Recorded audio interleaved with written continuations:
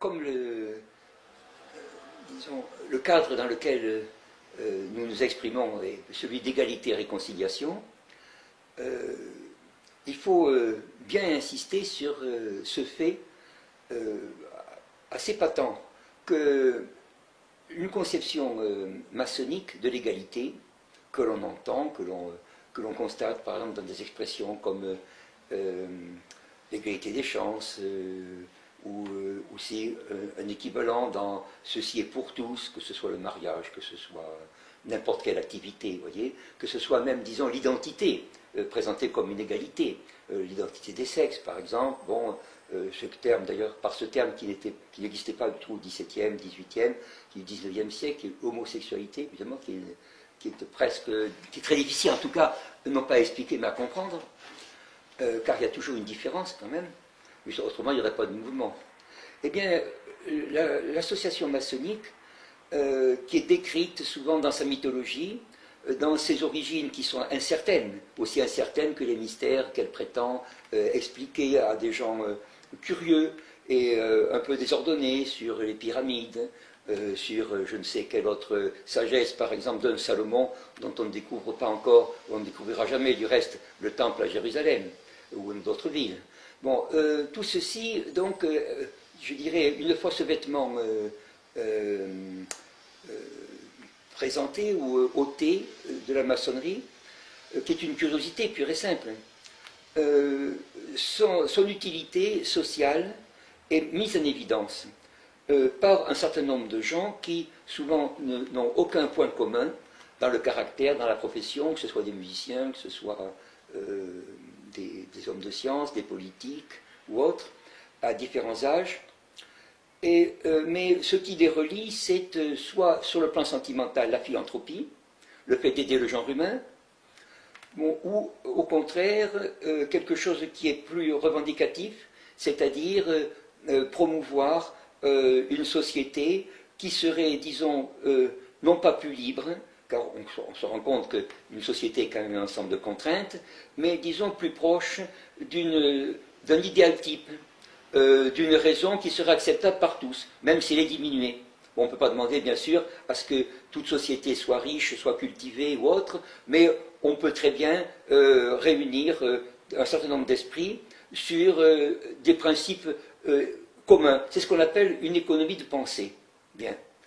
Ceci a permis à la franc-maçonnerie de réunir un certain nombre de conditions qui, par ailleurs, se trouvaient, disons, très éloignées l'une de l'autre.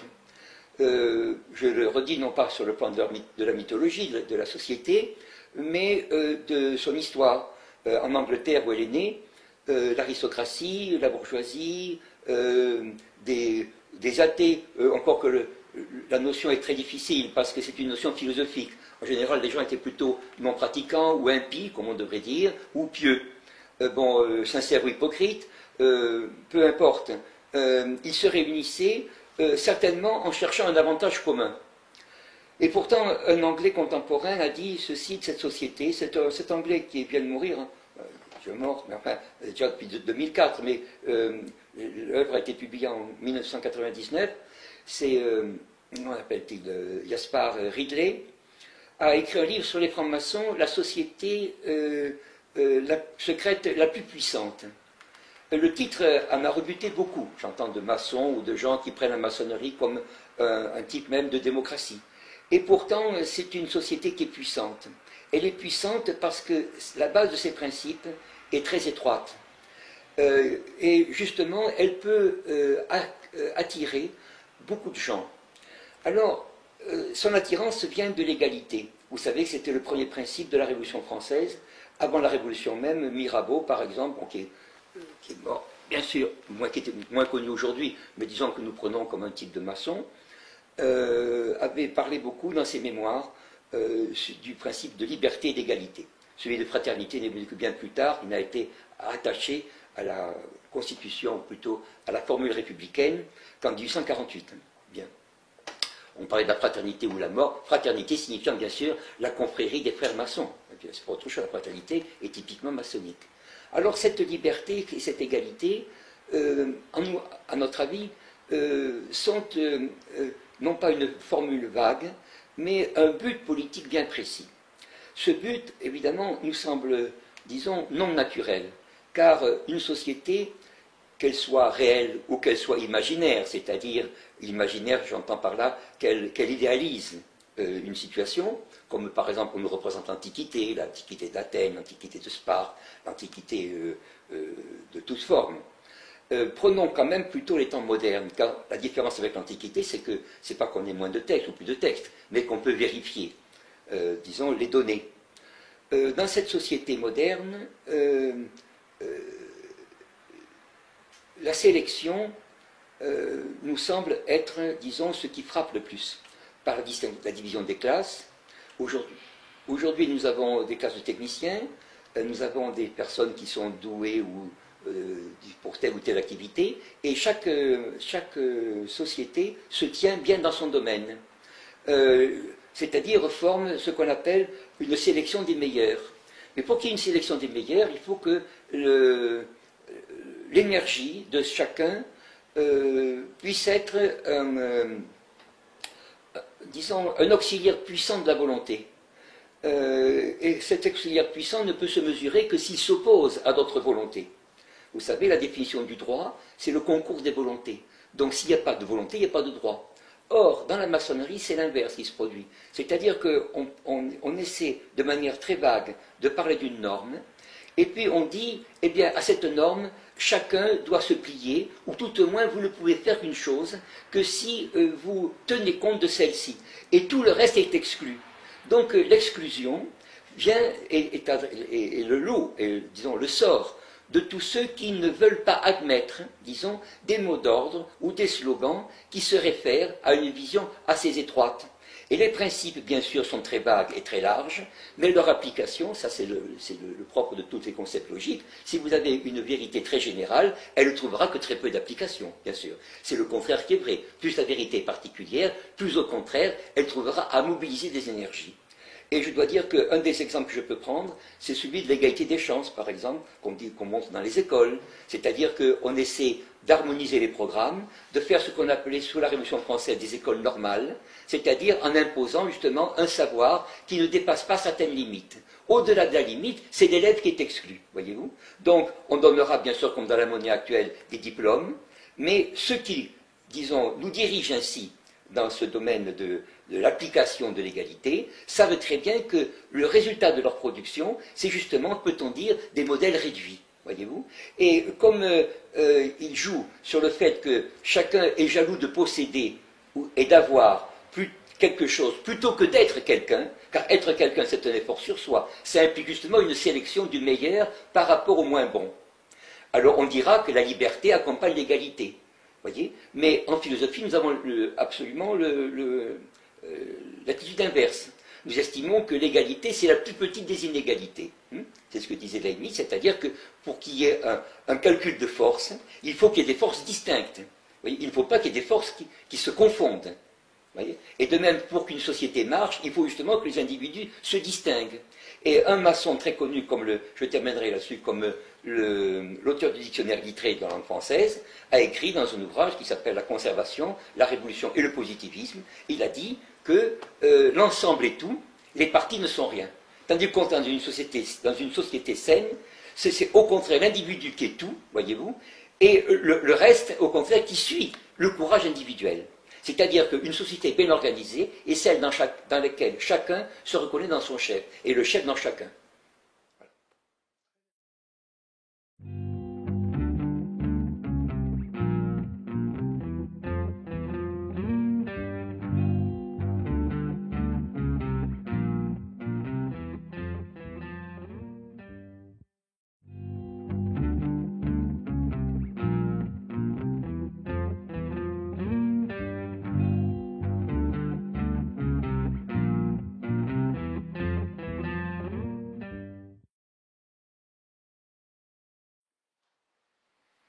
Nous avions parlé, en introduisant au principe de la maçonnerie, d'un commentateur britannique qui fait autorité et est considéré par la maçonnerie elle-même comme un homme, disons, très compréhensif, en réalité qui a minimisé, bien sûr, l'importance des documents qu'il consultait, pour avoir accès à de nombreuses archives de personnages très divers au cours de, on peut dire, de ces 3 derniers siècles.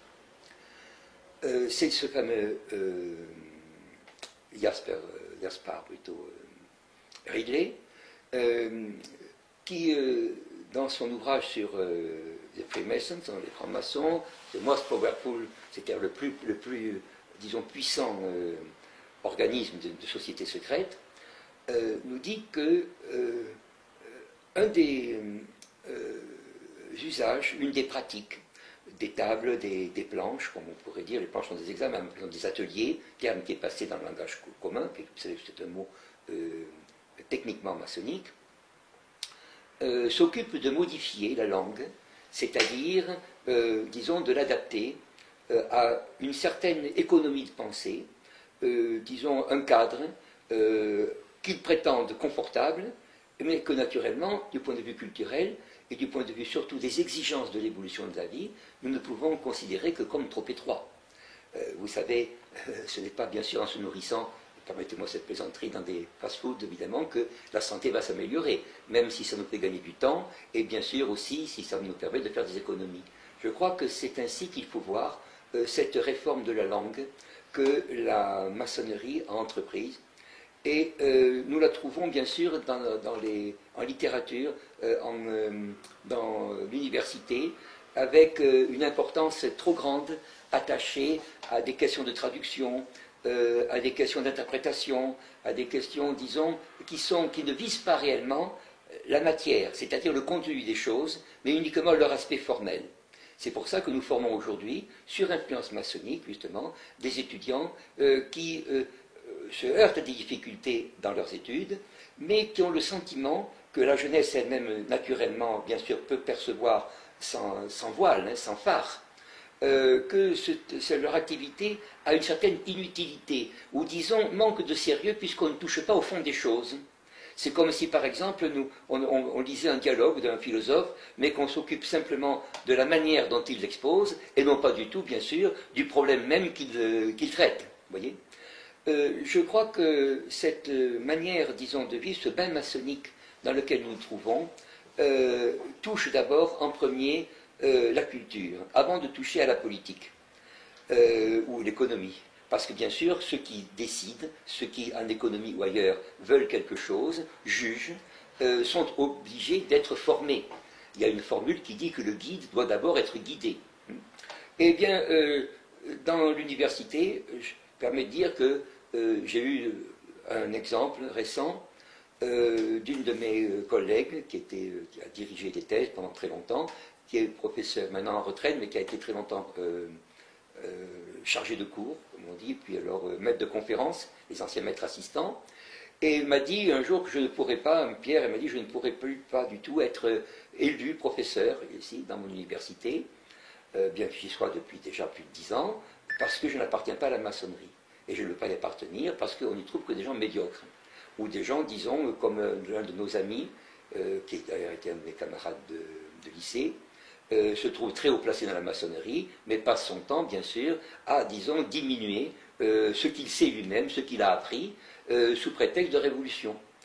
Et elle m'a dit le chiffre, il y a cela quelques années, nous étions en l'an 2002-2003, 95% de notre université, aujourd'hui en France, nationale, est soumise à l'influence maçonnique. Bon.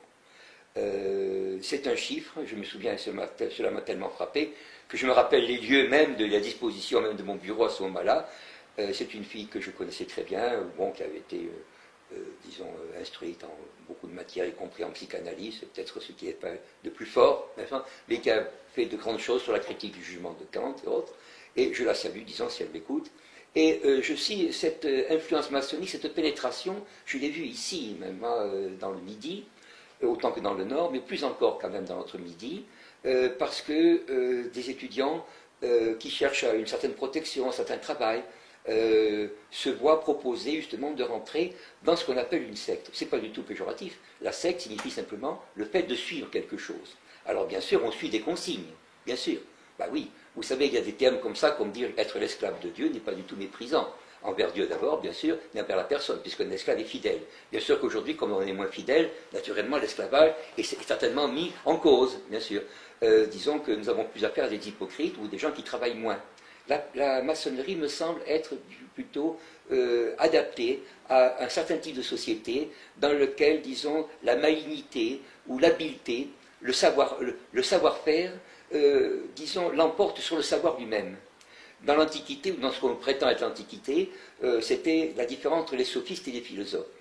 La maçonnerie s'est réclamée d'une philosophie. En réalité, il faut savoir qu'aucun grand philosophe, à commencer par Voltaire, qui a été initié, je crois, un mois avant sa mort. Et encore une initiation qui était une série de compliments dits à des dames sur une scène de théâtre, et c'était à l'initiative de Franklin, l'inventeur du paratonnerre, qui bien sûr avait, disons, exporté en France des idées de la Révolution américaine, dont évidemment on verra cette semaine avec, bien sûr, le shutdown, évidemment, le résultat. Bon.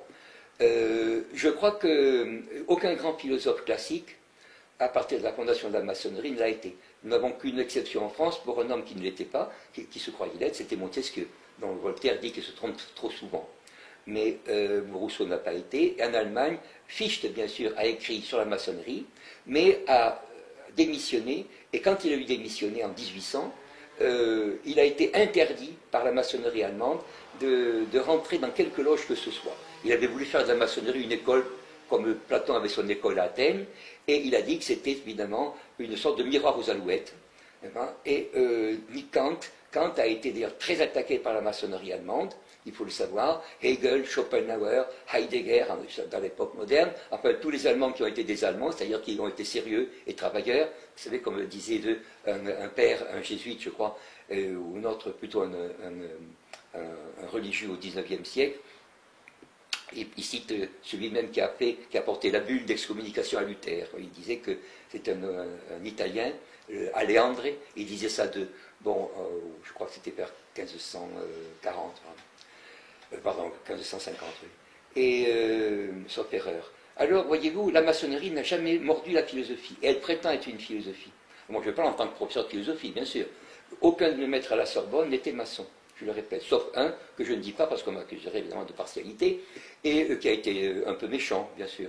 Bon, il parlait du je ne sais quoi et du presque rien. Bon, lui, il était. Mais c'est celui qui donne ses livres. Il est rentré en disant qu'il ne fallait jamais pardonner aux Allemands. Bien, c'était le fils d'un grand traducteur de Schelling. Lui, il était. En 68, il s'est montré d'une façon odieuse envers mes anciens maîtres. Mais c'est après 68 que des maîtres assistants ou des gens de qualité médiocre, voyez-vous, médiocre au sens latin, c'est-à-dire moyen. On peut être moyen. Moi, je suis très moyen en mathématiques. Je me considère comme médiocre en mathématiques. Eux le sont un peu en politique, c'est pour ça qu'ils voulaient être poussés. Voyez. Eh bien, ils sont rentrés et maintenant ils dominent. Ils ont dominé à l'agrégation en particulier, oui, ça c'est vrai, mais dans l'enseignement de la Sorbonne, en tout cas, cela ne l'était pas. Je dois dire qu'aujourd'hui, on croit que la maçonnerie était très installée en France. Elle est sur un petit nombre de gens, voyez-vous. Il ne faut pas croire qu'ils ont un grand prestige dans les milieux vraiment scientifiques, mais ils contrôlent. Et c'est cela, justement, qui est très mauvais. Il ne faut pas du tout s'attacher à eux comme disant, ayant des connaissances de profonds mystères. Et puis, nous avons parlé de philosophie, que certains d'entre vous en font. Je dois dire que j'applique beaucoup à la maçonnerie ce que Spinoza, qui était un chrétien libéral, qui venait d'une famille catholique, du reste émigré à Amsterdam, reconverti dans la religion locale, bien sûr, pour des affaires, mais lui-même avait conservé ce christianisme. Il disait justement de ces maîtres de pensée qui cherchent des temples partout, n'est-ce pas, en Palestine et ailleurs. Il disait pourquoi disent-ils qu'ils sont remplis de profonds mystères? Est-ce par piété de vieilles dévotes? N'est-ce pas plutôt pour apparaître comme les seuls dépositaires des secrets de Dieu, voyez-vous? En réalité, ils ne veulent pas... vous savez, Dieu n'est pas très haut. Dieu, disent les Allemands, c'est Kant, Schopenhauer, disent il est en nous, évidemment. Même que la Vierge, elle porte Jésus en elle. Elle ne le porte pas quand même à bout de bras, comme certains montrent leur livre, voyez-vous. Elle le porte dans son sein, voyez. Et naturellement, porter Dieu, c'est évidemment le sens de l'incarnation de Dieu en l'homme, évidemment, puisque c'est le principe de vie, il est donc dans l'homme, il n'est pas à l'extérieur, voyez-vous. Il est dans le soleil. Voyez, voilà ce que je peux dire donc sur cette maçonnerie.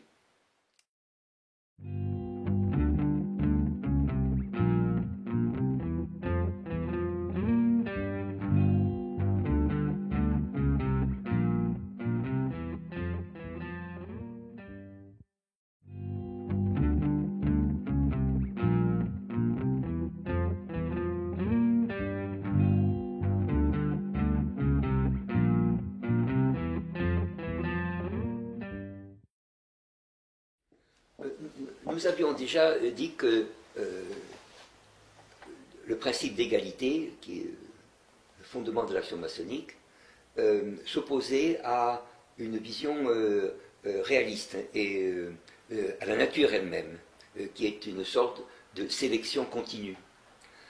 C'est-à-dire une identité qui est reprise sans cesse par elle-même. Une identité qui passe par une différence de soi à soi. Voilà, c'est ça la nature.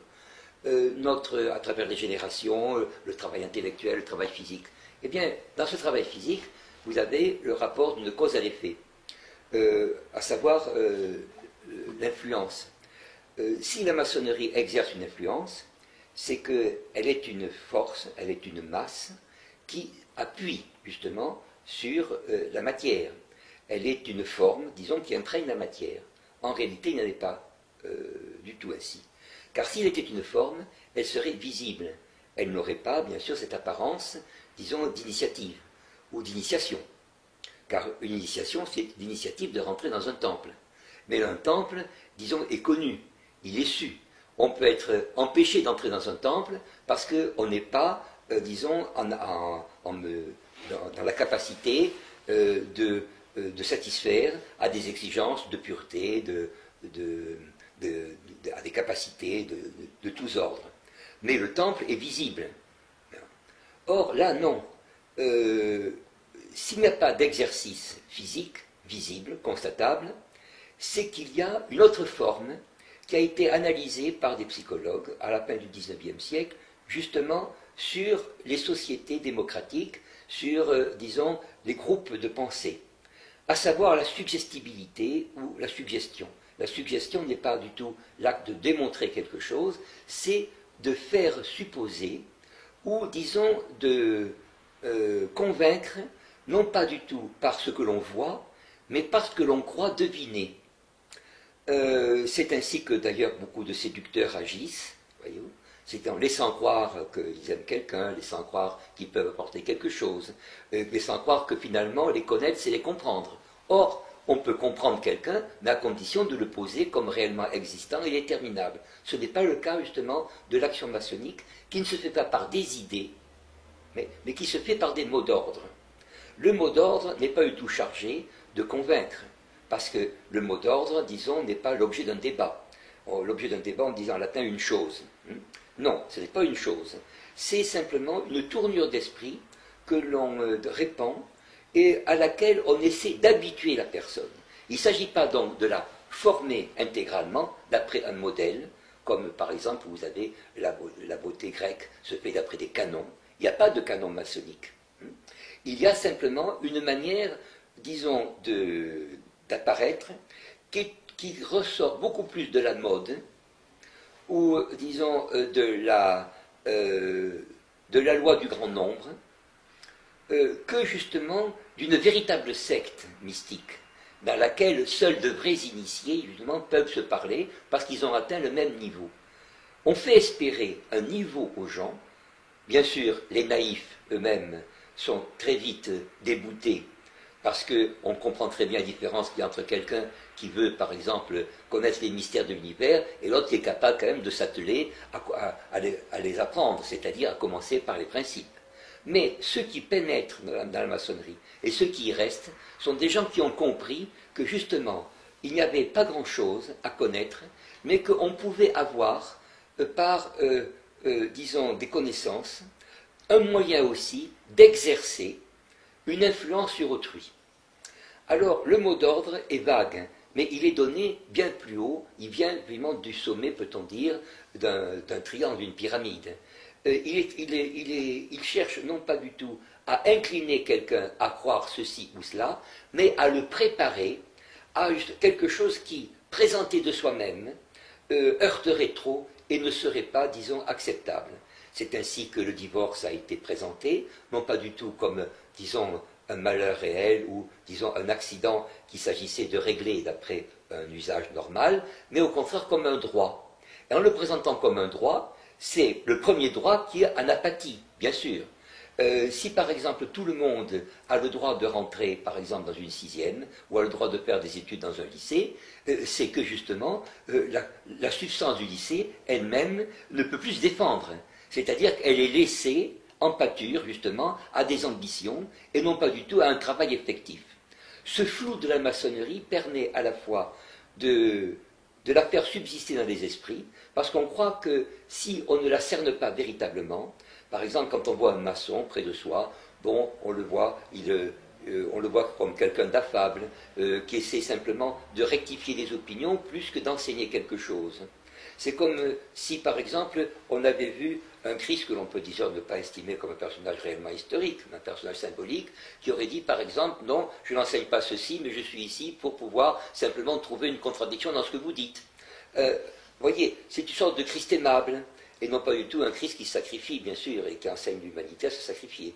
Ce n'est pas du tout cela. Un Christ agréable, disons.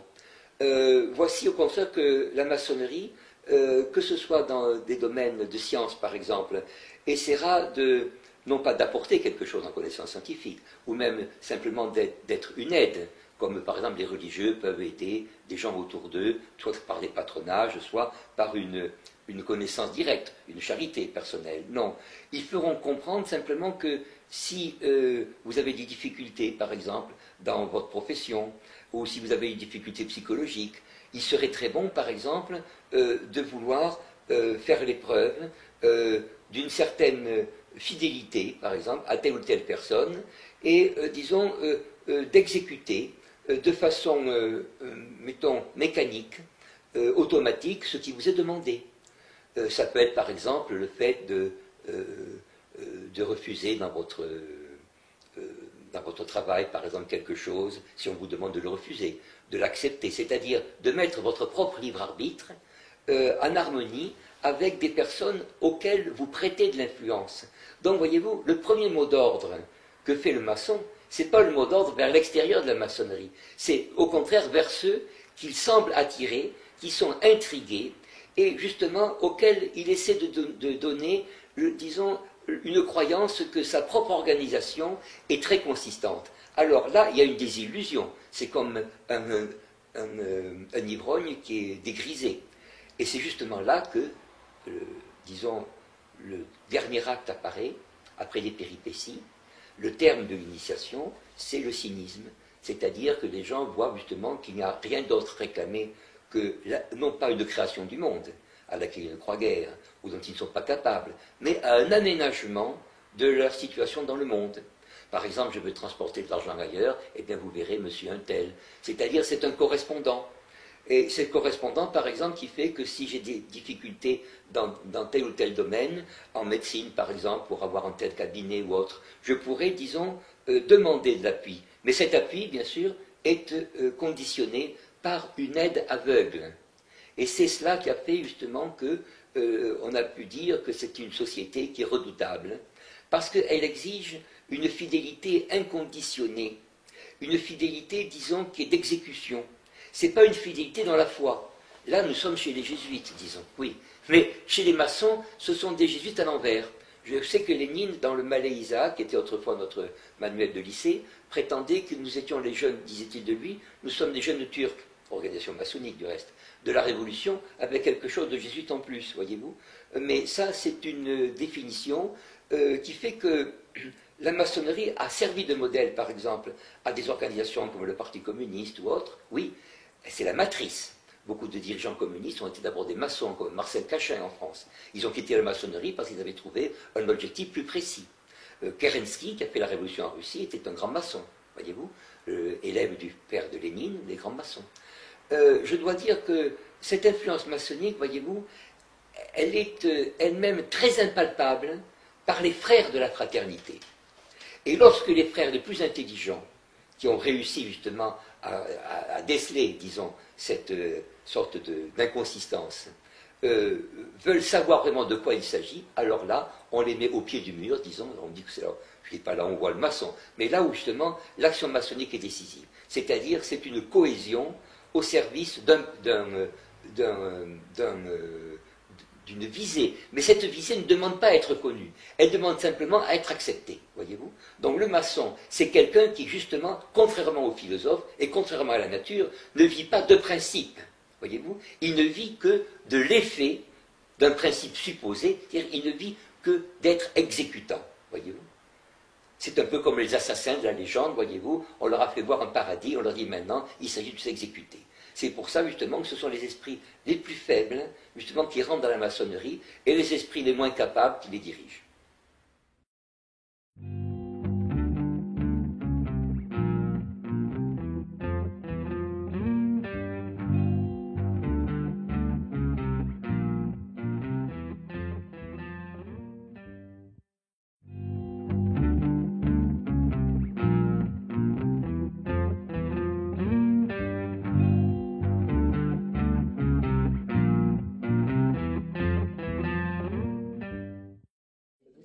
Il y a une formule de Dante, qui est un occitan italien,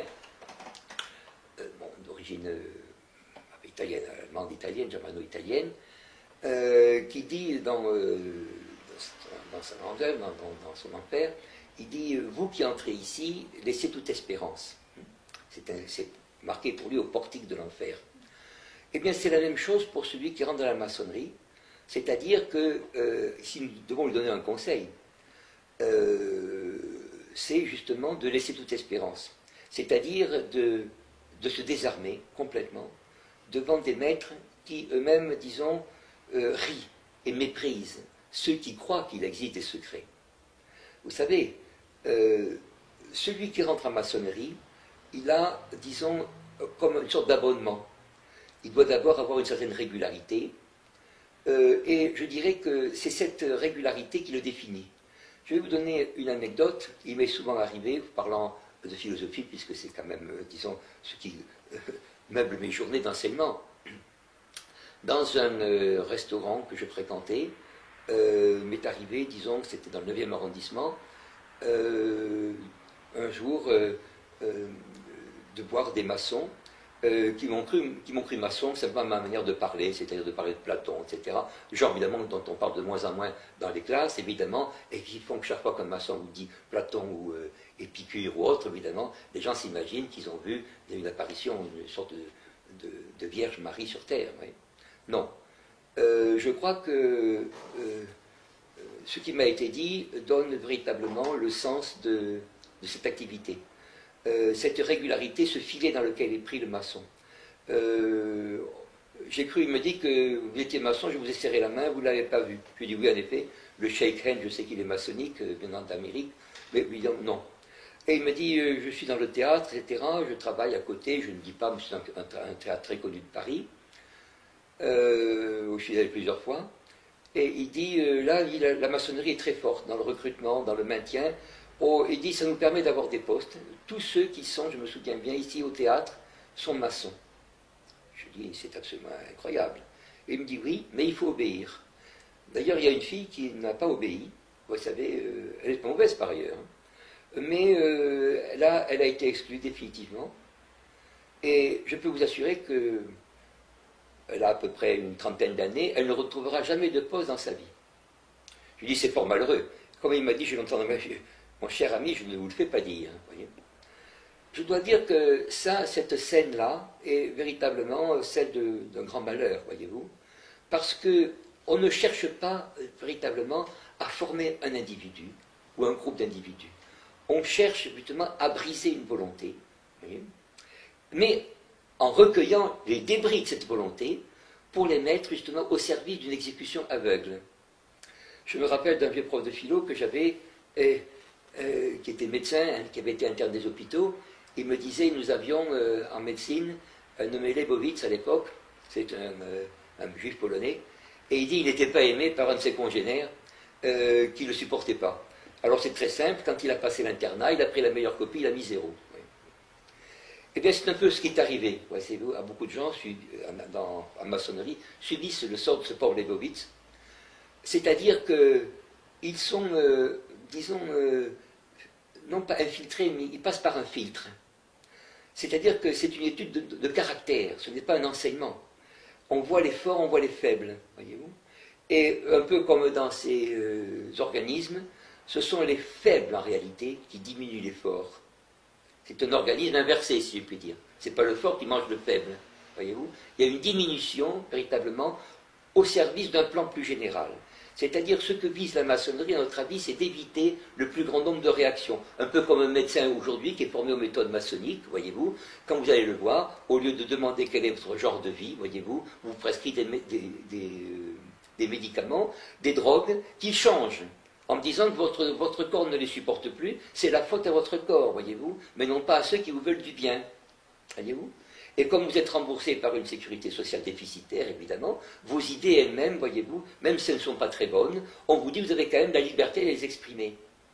Et vous avez en Allemagne un auteur dont on dit qu'il a été assassiné, mais enfin bon, ça c'est une opinion très nationaliste en Allemagne, c'est le fameux Friedrich Schiller. Il est mort pendant l'occupation française, en 1805, ou plutôt près de l'occupation française, juste avant, quelques mois avant Austerlitz.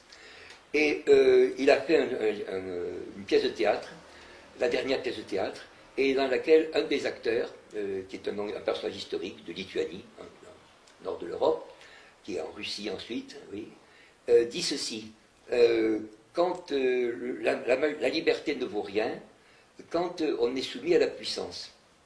Et même, ajoute-t-il et précise-t-il, lorsque on fait la majorité, une majorité quelque part, cette majorité ne vaut rien. Parce qu'il ne faut pas compter les voix, il faut peser ou évaluer les voix. C'est-à-dire, on revient toujours à ce que nous disions en première partie, parce que la première partie de nos émissions, dans la sélection naturelle, la personne connaît ses propres moyens. C'est la formule de Socrate, connais-toi toi-même. Elle se juge par elle-même. Elle veut un maître pour se juger elle-même. Voyez-vous ce que je veux dire? Et le maître fait celui qui est à la place de l'étudiant. Il se sacrifie. Bon. Tandis que dans la maçonnerie, non. Il y a une fausse doctrine, voyez-vous, une illusion de camaraderie. Nous sommes très nombreux. En réalité, non. Les personnes ne sont même pas seules avec elles-mêmes où elles seraient fortes. Elles sont dans un panier, voyez-vous, comme des noms que l'on choisit. On prend ces noms, voyez-vous, au besoin on les brûle. En réalité, c'est ce que disaient les anciennes foi. Ils ont vendu leur âme, voyez-vous, à un diable, bien sûr, qu'on fait exister maintenant d'une manière peut-être excessive, voyez-vous, mais en fait, on les sépare du sens commun. On les sépare de la nature. Il y a un mot en allemand pour dire séparer, c'est scheiden. En arabe, c'est shitan. Et je crois que c'est par cette séparation qu'on voit véritablement ce qu'est la maçonnerie par rapport à la nature et à la société.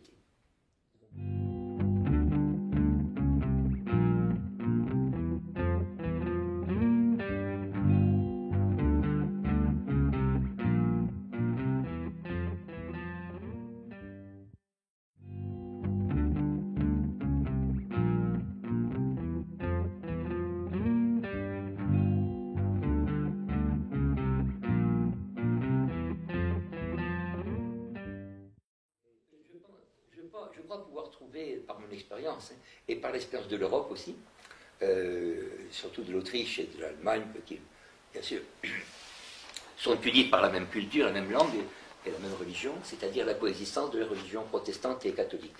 Alors qu'en France, cette coexistence n'a pas pu se faire, parce que justement, il y avait, disons, un esprit de haine, de rivalité, cet esprit d'égalité, vous voyez, dont nous parlions, que nous disons pris par la maçonnerie, et que Goethe, qui était maçon aussi, bon, parce que dans un autre sens, mais aussi ce qui lui a permis de supporter quand même l'occupation française, je crois il disait que ce que les Français appellent l'égalité, c'est la jalousie.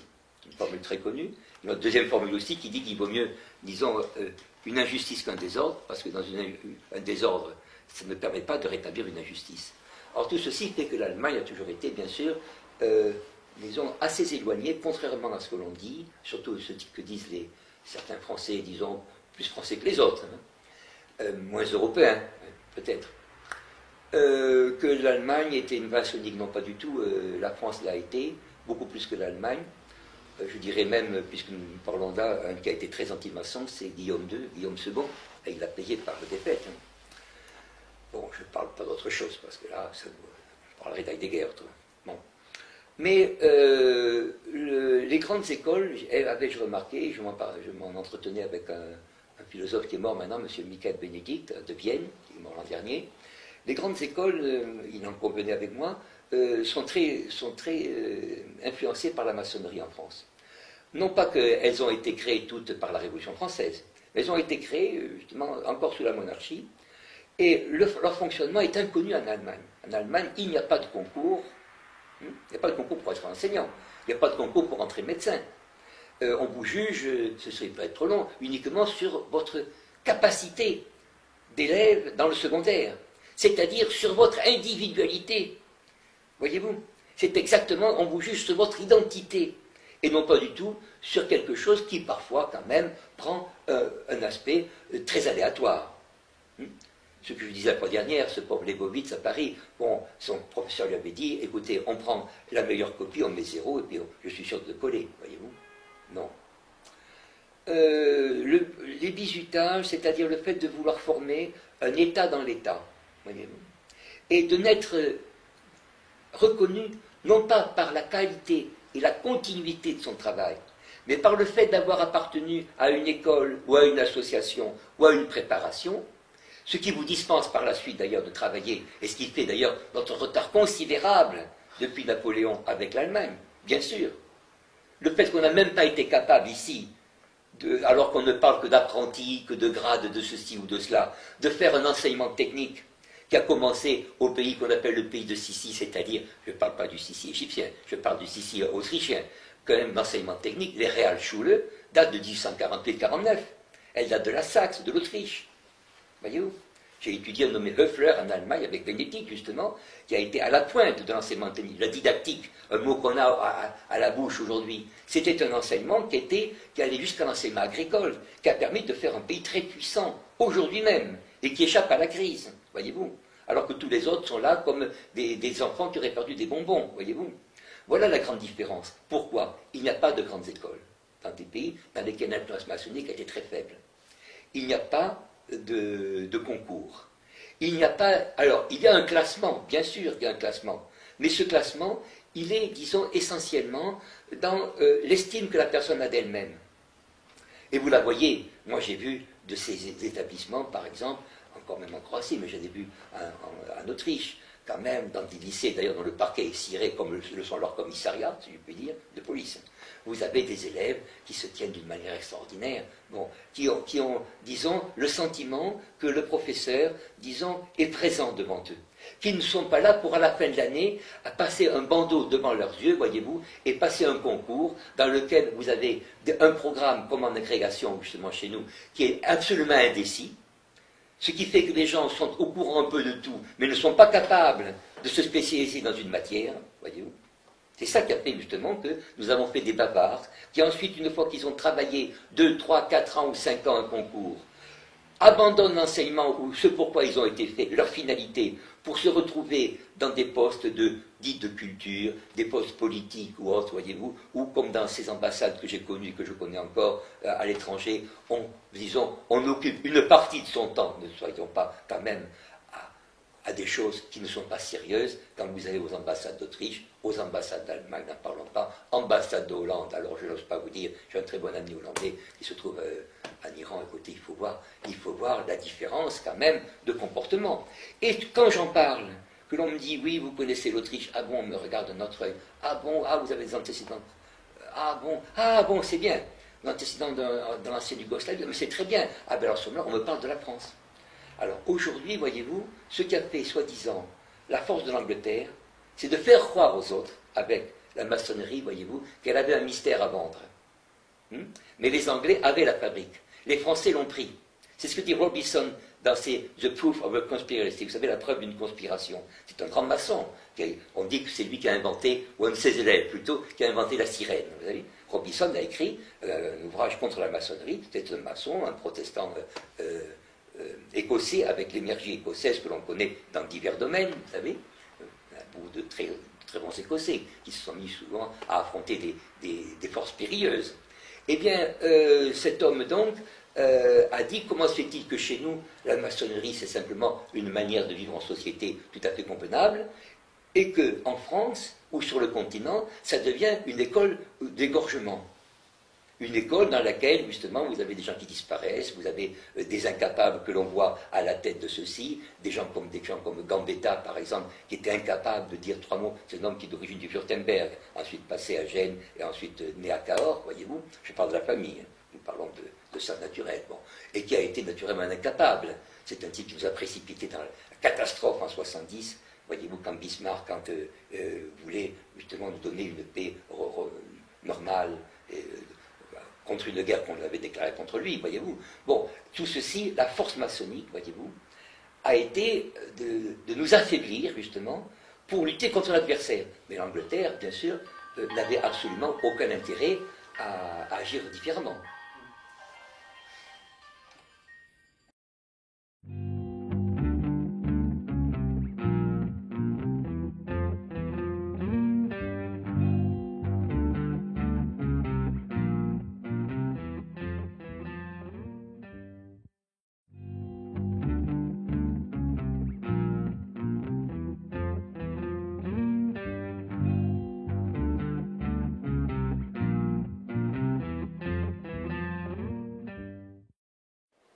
S'il existe une association maçonnique internationale, je crois dont le siège est à Genève, bon, je vois, après la guerre, s'il existe, disons, des conférences maçonniques, comme celle, par exemple, des pays belligérants, comme ça a été le cas à la fin de la guerre de 14, en 1917, c'était le congrès des alliés et des pays neutres, qui s'est tenu en juin 1917 et qui a donné le découpage de l'Europe, justement, après la paix de Versailles. Bon, voyez-vous, si ceci a eu lieu, ceci s'est quand même accompagné de la création d'organismes dans lesquels des maçons célèbres ont eu leur part, en particulier la première, la grande, ça a été la SDN, la Société des Nations, dont le siège était pas très loin d'ailleurs d'une association maçonnique, et un des fondateurs donc, était Léon Bourgeois, qui avait publié un ouvrage intitulé Le principe de solidarité.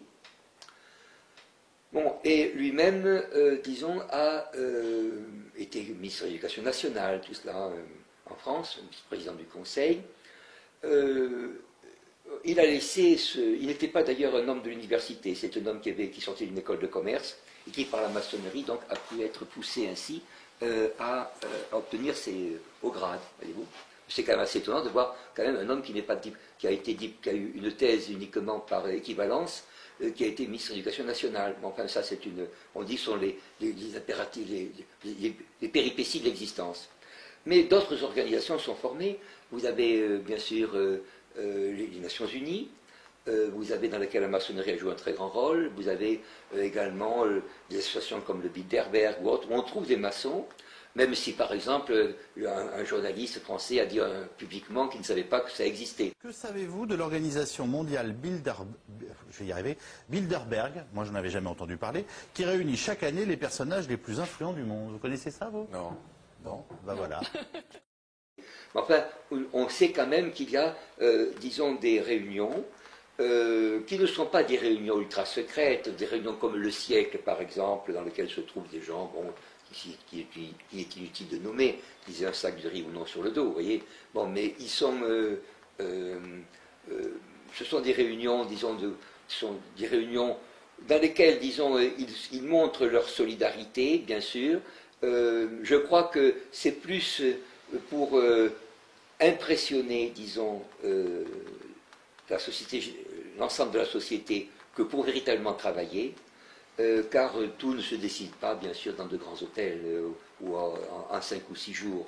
Je crois que c'est une manière de voir les choses et, disons, de distraire à la fois les membres de la maçonnerie et l'opinion générale sur l'étendue des efforts, la distraire, disons, sur la qualité des efforts. La qualité des efforts semble être, disons, altérée par l'abondance des corporations, des institutions. Il n'en est rien. Ce n'est pas du tout l'habitude que je déteste personnellement de congrès qui fait qu'en quelques jours, bien sûr, les affaires sont réglées. J'ai participé moi-même encore à un dernier congrès, mais qui n'était pas maçonnique, bien sûr, c'était Axis for Peace, il y a quelques années. Bien sûr, il est très intéressant de rencontrer des camarades, des amis, mais disons que je dirais qu'il y a une certaine inutilité, voyez-vous, de la chose. Bon, il n'y avait quasiment aucun journaliste présent dans cette chose-là, puisque le mot d'ordre avait été donné, et là nous retombons dans la maçonnerie, c'est-à-dire lorsqu'on essaie d'imiter une organisation maçonnique, voyez-vous, on ne réussit pas davantage. Les congrès ne servent qu'à entretenir, disons, certaines illusions. Disons, c'est une question d'atmosphère, voyez. Mais comme la maçonnerie n'a pas un plan réellement offensif de destruction, par exemple, ou de construction d'une société, mais de défense de certains intérêts, voyez-vous, à l'intérieur d'une société, c'est surtout cela, elle ne peut donc être qu'en position de retraite permanente. C'est pour ça qu'elle se dissimule, ou du moins qu'elle ne montre que le bout de l'oreille, suffisamment pour s'assurer une réputation. Voyez. Vous savez, il y avait une formule d'Oscar Wilde qui était maçon, je crois, il disait « j'aime les hommes quand on a avenir et les femmes quand on a passé ». Bon, je crois que, disons de ce point de vue, la maçonnerie n'est ni l'un ni l'autre. Elle est assez hybride, disons. Je dirais qu'elle participe des deux genres, voyez-vous. À la fois, elle fait croire qu'elle a un avenir, et bien sûr, elle dissimule un peu son passé. Elle fait vivre dans un éternel présent, mais un présent avec une conscience très diminuée. C'est-à-dire, c'est la jouissance de l'instant. Il y a une formule de Goethe qui dit « Arrête-toi un instant, tu es si beau ». Vous savez, il suffit de voir des maçons ensemble, parler, travailler, comme ça m'est arrivé de les voir dans des milieux médicaux, par exemple. Bon, ils s'entretiennent eux-mêmes, disons, dans une certaine illusion. Mais cela est un facteur de crise. Car ce faisant, quelle que soit, disons, la petitesse de leurs ambitions, comme celle de Henri Spaak, par exemple, en Belgique, qui était soi-disant le père de l'Europe atlantiste, qui en réalité était un homme qui a eu une fille d'ailleurs qui était très bien, qui était très bonne actrice, mais lui-même, disons, n'allait pas très loin. Il visait, il répétait ce que lui disaient des milieux internationaux ou nationaux. Bon, c'était une sorte de perroquet, voyez-vous, mais qui n'avait pas été capable de prévoir quoi que ce soit. De Gaulle, de ce point de vue, était quand même beaucoup plus grand, beaucoup plus lointain, et il a eu contre lui, bien sûr aussi, toute cette masse maçonnique. Je ne dis pas qu'il était très éloigné de la maçonnerie, contrairement à ce qu'on a dit. Il avait côtoyé. Il avait d'abord côtoyé quand il était en Syrie, puisque la guerre de Syrie qu'il a menée contre les populations, vous savez, dans le mandat, était organisée à l'époque avec le général Sarrail, qui est un des piliers de notre maçonnerie. Mais le général de Gaulle donc suivait sa carrière, et il ne voulait pas qu'il y ait trop de maçons autour de lui. Et je dois dire que c'était le général Franco qui l'avait dit dans un ouvrage qui s'appelle Maçonneria, qu'il y avait des différences entre maçonnerie. Bien sûr, entre gens plus ou moins consistants, il disait que l'assassinat de l'amiral Darlan était le fait d'une lutte de la maçonnerie anglaise contre un homme qui était inféodé à Roosevelt. Il le dit dans un ouvrage qui est une série d'articles qu'il a publiés contre la maçonnerie, entre décembre, octobre 1946 et 1951, sous un pseudonyme. Un homme qu'on présente comme un dictateur, voyez-vous, écrivait sous pseudonyme, voyez-vous, parce qu'il attaquait justement cette organisation à laquelle son père avait appartenu, voyez-vous. Il disait que le malheur de l'Espagne, c'était que justement l'Espagne avait été entre les mains de la maçonnerie. Alors que la maçonnerie se présentait au contraire comme étant celle qui allait sortir l'Espagne de l'obscurantisme, voyez-vous. Il y a des gens qui savent très bien distinguer le jour et la nuit, voyez-vous, c'était le cas de Franco. Et je crois qu'il a aussi dit, dont il a bien expliqué l'influence anglaise, tout cela, et disons qu'aujourd'hui nous assistons aussi, bien sûr, à des rivalités qui seront d'autant plus fortes que les intérêts sont, disons, violents. Mais la seule façon de sortir de figures compliquées, c'est d'une tangente, souvent. Et je crois que le malheur de cette tangente, ça serait une guerre. Vous savez, il y avait une formule de Jaurès, je le dis ça parce que les Français aiment le citer, que le capitalisme porte la guerre comme la nuée porte l'orage. Je crois que la maçonnerie n'a jamais été capable d'arrêter une guerre. À Waterloo, par exemple, tous les combattants étaient dirigés par des maçons, comme c'est Wellington, Blücher, Ney, etc. Donc cela signifie une inconsistance profonde de leur être, voyez-vous. Heidegger, je citerai là-dessus, qui avait fait la guerre comme volontaire, vous savez, parce que les Allemands n'étaient pas astreints à la guerre comme professeur, il avait parlé de la maçonnerie en matière esthétique. Et pour dire que c'est quand on parle de canons, qui sont des canons certainement parfois bien définis, mais en réalité qui ne sont inapplicables, comme par exemple quand on parle de la beauté grecque, sans connaître la nature du caractère grec, voyez-vous. Donc si je puis dire, si vous remplacez des êtres par des poupées, fussent-elles des poupées russes, hein, vous savez, qu'on voit toujours les mêmes, je crois que la maçonnerie apparaîtra comme une grande illusion, voyez-vous. Et cette illusion, bien sûr, est à l'image de notre monde.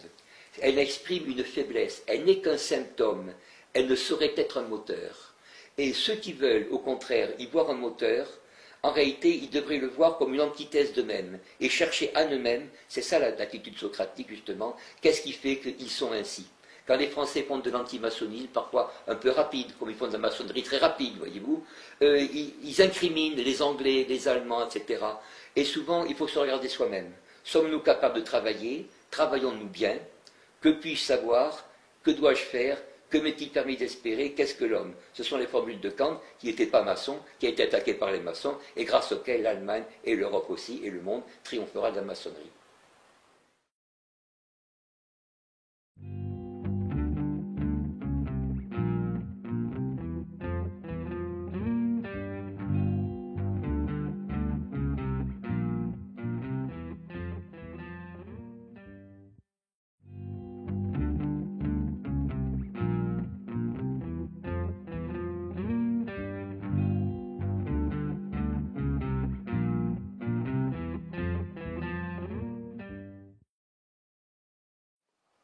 On pourrait, sur l'assise de la maçonnerie, reprendre le titre d'un ouvrage du XIXe siècle, dans sa fin, qui est La philosophie de l'argent, de Georg Simmel, en Allemagne. Et on disait que Freud avait tiré sa théorie de la sublimation, qui est elle-même empruntée à bien d'autres, disons, de ce livre. C'est-à-dire que le rôle de l'argent,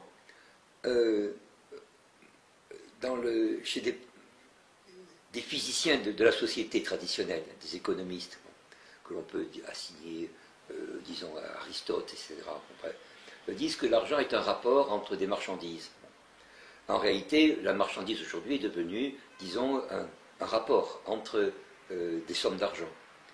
Et que, disons, la question donc n'est pas de produire ou de faire ce qui, disons, répond à une nécessité d'évolution naturelle, à des impératifs physiologiques ou psychophysiologiques.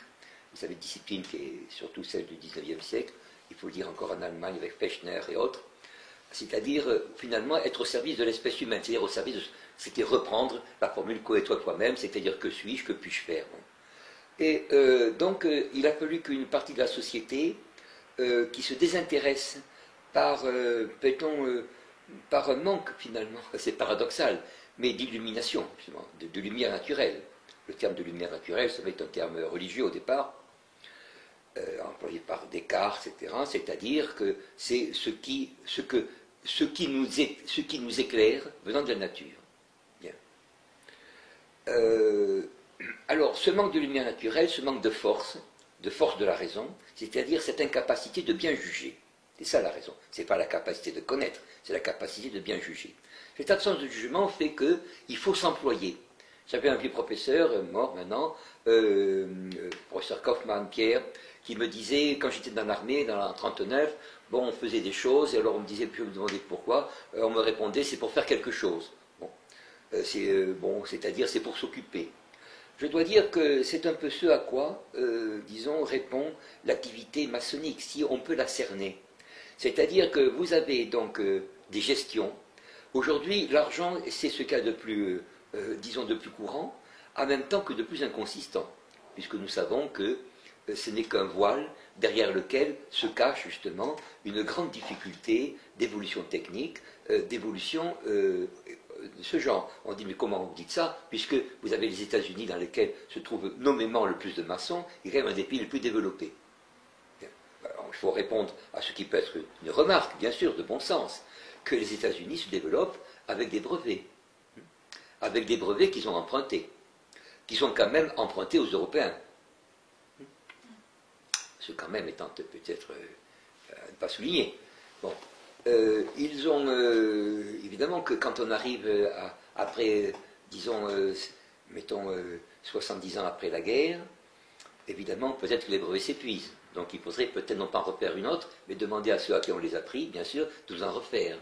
Bon, je crois que là-dessus, la maçonnerie a été une gestion de l'acquis, d'un acquis économique, qu'il s'agissait de conserver au nom d'une vision mondiale ou mondialiste contre l'ordre du monde. C'est pour ça qu'elle a vécu, qu'elle a commencé en Angleterre et dans les colonies anglaises, puisque ce que sont les États-Unis, c'est une colonie anglaise qui s'est servie de ces mercenaires allemands ou autres pour se dégager et continuer, même en minorité, puisqu'à un moment donné, vous savez qu'il a été question que ce soit l'allemand qui prenne, qui soit la langue officielle à la place de l'anglais, mais disons, malgré toute l'immigration, qu'elle soit espagnole, irlandaise, européenne, etc., c'est quand même l'Angleterre qui a été le plus... Oh, une Angleterre impériale, c'est-à-dire impérialiste, bien sûr. C'est-à-dire qui est une gestionnaire du monde, mais gestionnaire d'un certain monde, non pas la gestionnaire du monde. Vouloir gérer le monde est une impossibilité. Il n'y a pas un empire qui domine le monde. Il y a un empire qui domine des régions, qui peuvent s'agréger. Et avant 1914, on le savait, les relations internationales étaient des relations entre empires. Le propre de la maçonnerie a été un peu de dissoudre ces relations interimpériales, que ce soit l'Empire russe, que ce soit l'Empire ottoman, que ce soit l'Empire de Chine, que ce soit l'Empire britannique même, voyez-vous, l'Empire d'Allemagne. La maçonnerie a essayé de le dissoudre, mais pour quelque chose qui est utopique, c'est-à-dire pour le maintien de ce qui, avant 1914, avait provoqué la crise. Alors j'ai l'habitude de le répéter, bien sûr, bon, je peux le redire, c'est Romain Rolland qui l'a bien expliqué, cet ordre du monde factice par rapport à un ordre du monde réel. Il a dit que la guerre de 1914, qui a vu quand même le triomphe quand même des organisations maçonniques, a été la guerre des pays qui travaillaient le moins bien contre les pays qui travaillaient le mieux. Il dit l'Angleterre a commis ce crime contre l'humanité, elle le paiera. Il a écrit ça à son secrétaire en 1921. Et bien sûr, aujourd'hui, on dit qu'il y a énormément de maçons aux États-Unis. Est-ce que les États-Unis sont un pays vraiment extrêmement riche? On en doute. Bien sûr, certains le savent qu'il n'est pas riche. Ils n'osent pas le dire, voyez-vous. Il vit sur une immigration de cerveau, c'est vrai, mais disons qu'il n'a pas la force de se développer par soi-même. Il donne des illusions, j'en ai vu partout, y compris en Iran où je vais, on voit des gens qui sont illusionnés par les États-Unis, ils ne savent pas, quand on leur parle de l'Allemagne, ils disent « Ah oui, c'est vrai, votre chat n'est pas en parler, c'est vrai, ah oui, c'est vrai, on m'en a parlé, oui. Ah, les ponts, vous voyez, les ponts, ils tiennent, ah oui, ah ça, ces oranges-là, ils tiennent, oui. C'est les Allemands qui les ont fait, vous voyez. En Algérie, on vous dit pareil aussi. Ah, les Allemands, quand ils passent quelque part, le tremblement de terre, là, il n'atteint pas les maisons. Je ne dis pas qu'il n'y a qu'eux qui travaillent, mais disons qu'aujourd'hui, je remarque que la maçonnerie est moins forte en Allemagne qu'ailleurs, en Autriche qu'ailleurs. J'ai même connu une association anti-maçonnique autrichienne qui avait été, défendue par le Conseil d'État, à l'époque, je vous parle d'il y a 15 ans de cela, contre des associations maçonniques, voyez-vous. Absolument impossible en France, voyez-vous. Mais, voyez, je veux dire, la différence, c'est, bien sûr, l'administration maçonnique, disons, peut gérer des sommes. Elle peut, par exemple, faire comme l'Opus Dei l'a fait dans les milieux catholiques en Espagne, en se présentant avec, disons, des choses chrétiennes catholiques, comme le sionisme le fait par rapport au judaïsme, par exemple. Voyez-vous, il y a 10 000 juifs, aucun ne se ressemble, puisque chacun a sa vision, chacun a son exaltation. Même entre les catholiques, les ordres même religieux ne se ressemblent pas. Parfois même, ils ne se supportent pas. Voyez-vous? Bien. N'empêche qu'ils sont, comme on dit selon le mot maçonnique, ensemble. Les maçons disent souvent vivre ensemble. Ça signifie chacun pour soi aussi de l'autre côté, voyez-vous. C'est-à-dire, vivons nous ensemble pour ne pas justement cacher nos divisions. Parce que c'est ça le paradoxe que je vais vous dire à travers toutes ces émissions. La maçonnerie n'est pas ce qu'elle paraît, voyez-vous. Et elle paraît donc ce qu'elle n'est pas. Alors, il faut donc chercher, justement, non pas ce qu'elle est, mais pourquoi un tel mirage peut subsister. Il vient de notre faiblesse économique, de notre caractère borné, voyez-vous. L'Angleterre, comme ça, croyait dominer le monde, voyez-vous. Un jour, elle a vu des produits en 1910, 13, 14. C'était Made in Germany. Les Allemands n'occupaient pas le monde, ils n'avaient pas des armées à l'extérieur, ils produisaient mieux, ils produisaient plus attentivement, voyez-vous, plus sérieusement. Et c'est cela qui a entraîné la guerre, avec ces massacres terribles. Vous savez, chacun, nous voyons, nous regardons sur nos monuments, et cette chose-là se répète encore, voyez-vous. Je crois que c'est l'incertitude du monde qui a créé ce rêve maçonnique, voyez-vous. Le sommeil de la raison entraîne des monstres, c'est-à-dire des choses qui n'ont pas de sens. On dit que monstre, ça viendrait du mot de lune, c'est-à-dire que ça serait des images lunaires. Mond, vous savez. Je crois en effet que c'est le cas. Je crois qu'il ne faut pas s'interroger trop sur la maçonnerie. Je crois qu'il faut justement s'éloigner d'elle comme d'un mirage, voyez-vous, parce qu'elle n'a jamais rien produit par elle-même. Elle n'a aucun philosophe, elle n'a aucune personne sérieuse, aucun dirigeant sérieux n'appartient à la maçonnerie, voyez-vous. Nous en avions eu un en France qui s'appelait De Gaulle, il a duré pendant 10 ans. Je ne parle pas de celui qui l'a aidé à l'école militaire, alors on n'en parle pas, à ce moment-là, on a le monde qui nous tombe dessus, voyez-vous. Bien. Mais vous avez donc, les grands dirigeants chez nous n'ont pas été dans la maçonnerie. Il faut le reconnaître. Ceux qui y sont des gens très faibles, qui ne sont pas sûrs d'eux-mêmes, voyez-vous, qui peuvent dire moi président, voyez-vous, mais qui ne savent pas dire autre chose. Ils ne savent pas ce qu'ils sont, voyez-vous. Ils ne disent pas je pense donc je suis, voyez-vous. Non, ça non. Voilà. Eh bien, c'est ainsi que je peux terminer donc cet aperçu de la maçonnerie.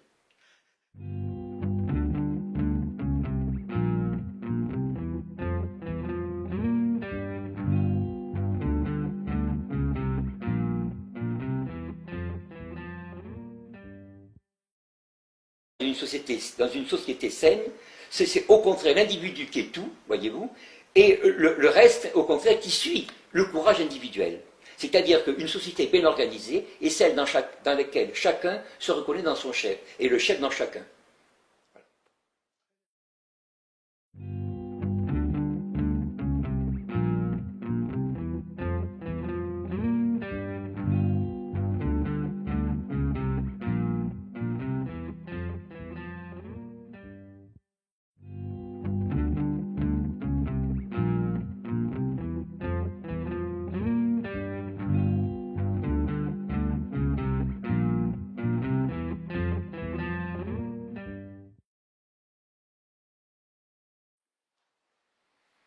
Nous avions parlé, en introduisant au principe de la maçonnerie, d'un commentateur britannique qui fait autorité et est considéré par la maçonnerie elle-même comme un homme, disons, très compréhensif, en réalité qui a minimisé, bien sûr, l'importance des documents qu'il consultait pour avoir accès à de nombreuses archives de personnages très divers au cours de, on peut dire, de ces 3 derniers siècles. C'est ce fameux Gaspard plutôt Ridley, qui, dans son ouvrage sur les Freemasons, les francs-maçons, The Most Powerful, c'est-à-dire le plus, disons, puissant organisme de société secrète, nous dit que un des usages, une des pratiques, des tables, des planches, comme on pourrait dire, les planches sont des examens, des ateliers, terme qui est passé dans le langage commun, vous savez que c'est un mot techniquement maçonnique, s'occupe de modifier la langue, c'est-à-dire, disons, de l'adapter à une certaine économie de pensée, disons, un cadre qu'ils prétendent confortable, mais que naturellement, du point de vue. Vous savez que c'était le premier principe de la Révolution française. Avant la Révolution même, Mirabeau, par exemple, qui est mort, bien sûr, qui était moins connu aujourd'hui, mais disons que nous prenons comme un type de maçon, avait parlé beaucoup dans ses mémoires du principe de liberté et d'égalité. Celui de fraternité n'est venu que bien plus tard, il a été attaché à la Constitution, ou plutôt à la formule républicaine, qu'en 1848. Bien. On parlait de la fraternité ou la mort, fraternité signifiant bien sûr la confrérie des frères maçons. C'est pas autre chose, la fraternité est typiquement maçonnique. Alors cette liberté et cette égalité, à notre avis, sont non pas une formule vague, mais un but politique bien précis. Ce but, évidemment, nous semble, disons, non naturel, car une société qu'elle soit réelle ou qu'elle soit imaginaire, c'est-à-dire l'imaginaire, j'entends par là, qu'elle idéalise une situation, comme par exemple on nous représente l'Antiquité d'Athènes, l'Antiquité de Sparte, l'Antiquité de toutes formes. Prenons quand même plutôt les temps modernes, car la différence avec l'Antiquité, c'est que c'est pas qu'on ait moins de textes ou plus de textes, mais qu'on peut vérifier, disons, les données. Dans cette société moderne, la sélection nous semble être, disons, ce qui frappe le plus par la division des classes. Aujourd'hui, nous avons des classes de techniciens, nous avons des personnes qui sont douées ou pour telle ou telle activité, et chaque société se tient bien dans son domaine, c'est-à-dire forme ce qu'on appelle une sélection des meilleurs. Mais pour qu'il y ait une sélection des meilleurs, il faut que l'énergie de chacun puisse être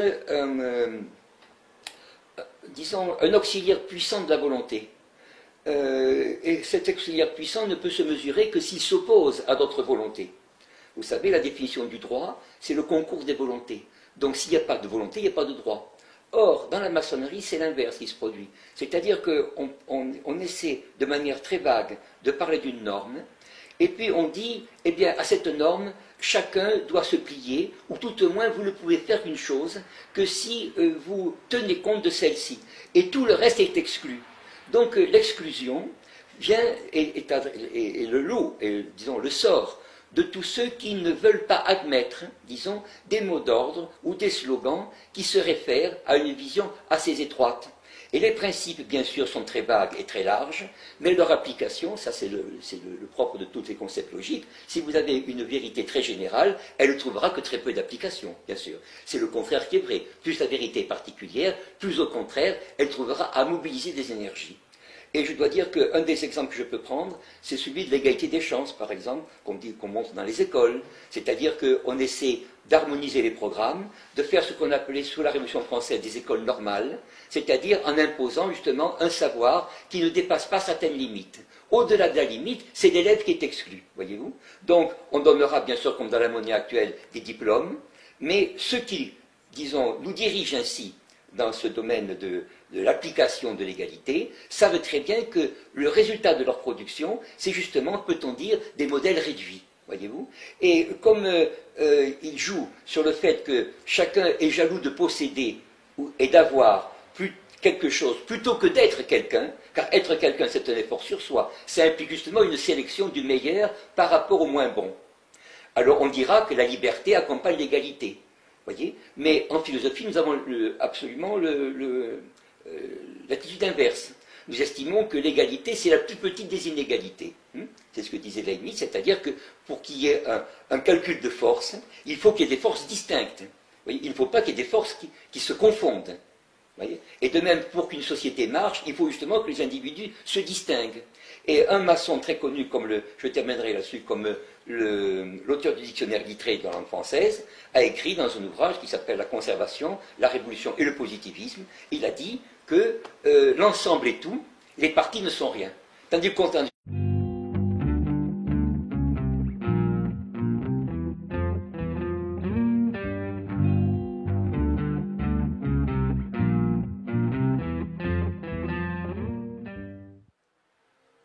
comme disons, le cadre dans lequel nous nous exprimons est celui d'égalité et réconciliation,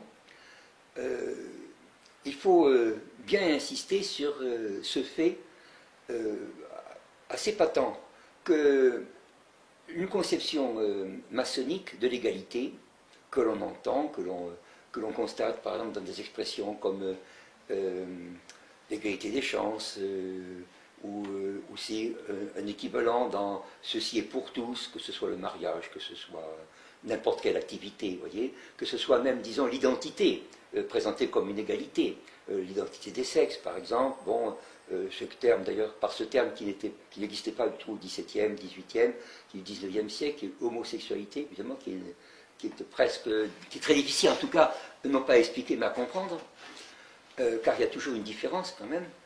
Autrement, il n'y aurait pas de mouvement. Eh bien, l'association maçonnique qui est décrite souvent dans sa mythologie, dans ses origines qui sont incertaines, aussi incertaines que les mystères qu'elle prétend expliquer à des gens curieux et un peu désordonnés sur les pyramides, sur je ne sais quelle autre sagesse, par exemple d'un Salomon, dont on ne découvre pas encore, ou on ne découvrira jamais du reste, le temple à Jérusalem, ou d'autres villes.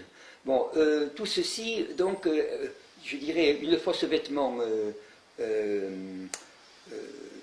présenté ou ôté de la maçonnerie, qui est une curiosité pure et simple, son utilité sociale est mise en évidence par un certain nombre de gens qui souvent n'ont aucun point commun dans le caractère, dans la profession, que ce soit des musiciens, que ce soit des hommes de science, des politiques ou autres, à différents âges. Mais ce qui les relie, c'est soit sur le plan sentimental la philanthropie, le fait d'aider le genre humain, bon, ou au contraire quelque chose qui est plus revendicatif, c'est-à-dire promouvoir une société qui serait, disons, non pas plus libre, car on se rend compte qu'une société est quand même un ensemble de contraintes, mais disons plus proche d'un idéal type, d'une raison qui serait acceptable par tous, même s'il est diminué. Bon, on ne peut pas demander, bien sûr, à ce que toute société soit riche, soit cultivée ou autre, mais on peut très bien réunir un certain nombre d'esprits sur des principes communs. C'est ce qu'on appelle une économie de pensée. Bien. Ceci a permis à la franc-maçonnerie de réunir un certain nombre de conditions qui, par ailleurs, se trouvaient, disons, très éloignées l'une de l'autre. Je le redis non pas sur le plan de la mythologie, de la société, mais de son histoire. En Angleterre, où elle est née, l'aristocratie, la bourgeoisie, des athées, encore que la notion est très difficile parce que c'est une notion philosophique. En général, les gens étaient plutôt non pratiquants ou impies, comme on devrait dire, ou pieux. Sincères ou hypocrites, peu importe. Ils se réunissaient certainement en cherchant un avantage commun. Et pourtant, un Anglais contemporain a dit ceci de cette société, cet Anglais qui vient de mourir, hein, il est mort, mais enfin, déjà depuis 2004, mais l'œuvre a été publiée en 1999, c'est, comment l'appelle-t-il, Jaspar Ridley, a écrit un livre sur les francs-maçons, la société secrète la plus puissante. Le titre en a rebuté beaucoup. J'entends de maçons ou de gens qui prennent la maçonnerie comme un type même de démocratie. Et pourtant, c'est une société qui est puissante. Elle est puissante parce que la base de ses principes est très étroite. Et justement, elle peut attirer beaucoup de gens. Alors, son attirance vient de l'égalité.